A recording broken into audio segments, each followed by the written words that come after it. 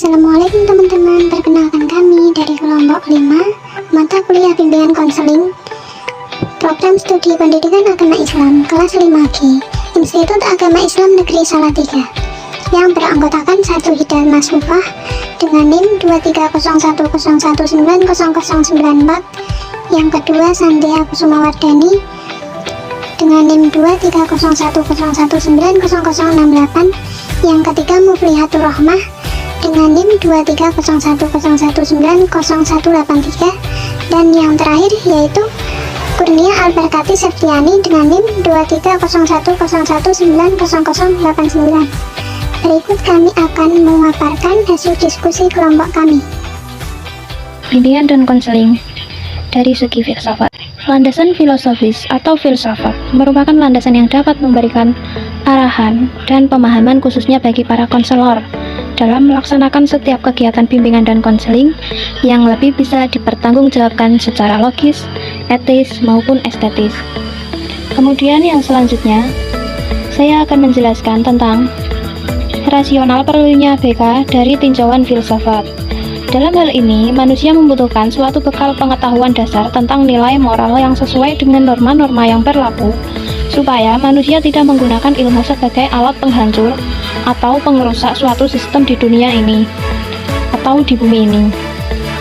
Dalam hal ini, kegiatan yang sangat dapat diandalkan adalah kegiatan bimbingan dan konseling untuk membantu manusia tetap dapat berkembang secara optimal, namun tetap dalam benteng norma-norma yang berlaku. Dalam praktiknya, ilmu tetap harus memperhatikan HAM dan nilai moral. Jadi, secara rasional, bimbingan konseling dapat dibutuhkan guna menunjukkan jalan agar para konseli tidak salah dalam menentukan langkah. Secara yuridis, keberadaan konselor dalam sistem pendidikan nasional dinyatakan sebagai salah satu kualifikasi pendidik, sejajar dengan kualifikasi guru, dosen, pamong, tutor pamong belajar, widya suara, instruktur sebagaimana disebutkan dalam pasal 1 ayat 6 Undang-Undang Nomor 20 Tahun 2000 tentang Sistem Pendidikan Nasional.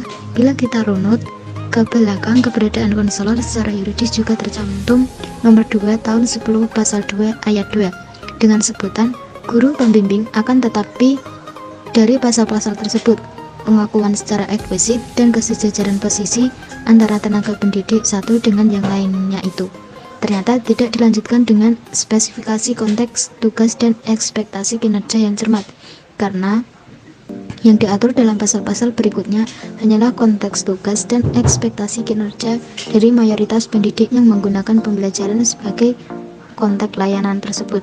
Dapat dicermati pada pasal Undang-Undang Nomor 20 Tahun 2000 tentang Sikdiknas yang berbunyi, pendidik merupakan tenaga profesional yang bertugas merencanakan dan melaksanakan proses pembelajaran, menilai hasil pembelajaran, melakukan pembimbingan dan pelatihan.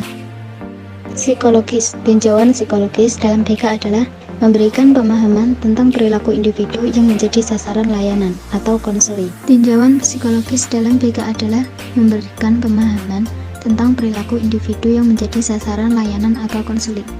Dalam BK, tingkah laku konseli yaitu tingkah laku konseli yang harus diubah atau dikembangkan apabila konseli hendak menangani masalah yang dihadapinya atau ingin mencapai tujuan yang dikehendakinya.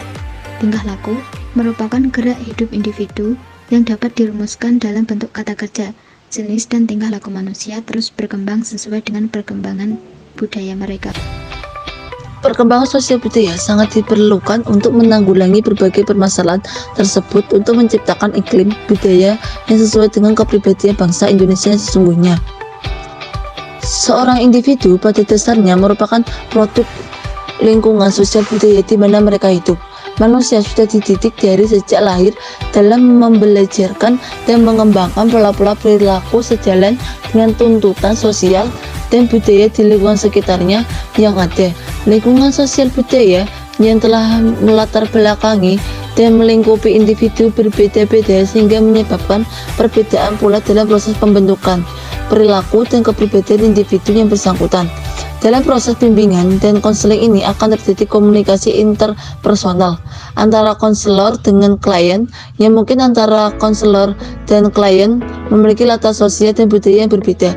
Peterson dalam Prayitno mengemukakan 5 macam sumber hambatan yang mungkin timbul dalam komunikasi sosial dan penyesuaian diri antar budaya, yaitu perbedaan bahasa, komunikasi nonverbal, stereotipe, kecenderungan menilai dan kecemasan, kurangnya penguasaan bahasa yang digunakan oleh pihak-pihak yang berkomunikasi dapat menimbulkan kesalahpahaman. Pedagogis, pendidikan sebagai upaya pengembangan individu. Bimbingan merupakan bentuk upaya pendidikan. Pendidikan sebagai upaya pengembangan individu. Bimbingan merupakan bentuk upaya pendidikan, dan pendidikan lebih lanjut sebagai inti tujuan bimbingan, tujuan dan konsep. Tinjauan pedagogis. Pendidikan sebagai upaya pengembangan individu. Bimbingan merupakan bentuk upaya pendidikan. Pendidikan adalah upaya memanusiakan manusia. Seorang bagi manusia hanya akan dapat menjadi manusia sesuai dengan tuntunan budaya hanya melalui pendidikan. Tanpa pendidikan, bagi manusia yang telah lahir itu tidak akan mampu memperkembangkan dimensi keindividualnya, kesosialisasinya, dan keberagamaannya. Pendidikan sebagai upaya pengembangan individu. Bimbingan merupakan bentuk upaya pendidikan. Indikator utama yang menandai adanya pendidikan ialah peserta didik yang terlibat di dalamnya menjalani proses belajar dan kegiatan bimbingan konseling bersifat normatif. Pendidikan lebih lanjut sebagai inti tujuan bimbingan, tujuan dan konseling. Bimbingan dan konseling mempunyai tujuan khusus atau jangka pendek dan tujuan umum atau jangka panjang. Bimbingan dan konseling sangat penting di sekolah karena bimbingan dan konseling merupakan usaha membantu murid-murid agar dapat memahami dirinya. Bimbingan dan konseling merupakan suatu layanan pemberian bantuan yang dilakukan konselor kepada peserta didik agar dapat memahami dirinya sendiri, membuat keputusan, memahami potensi dirinya yang dimiliki, mengetahui bagaimana mengembangkan potensinya, dan memiliki sifat tanggung jawab atas keputusan-keputusan yang diambilnya sendiri. Bantuan semacam ini sangat tepat jika diberikan di sekolah, supaya setiap siswa lebih berkembang ke arah yang semaksimal mungkin.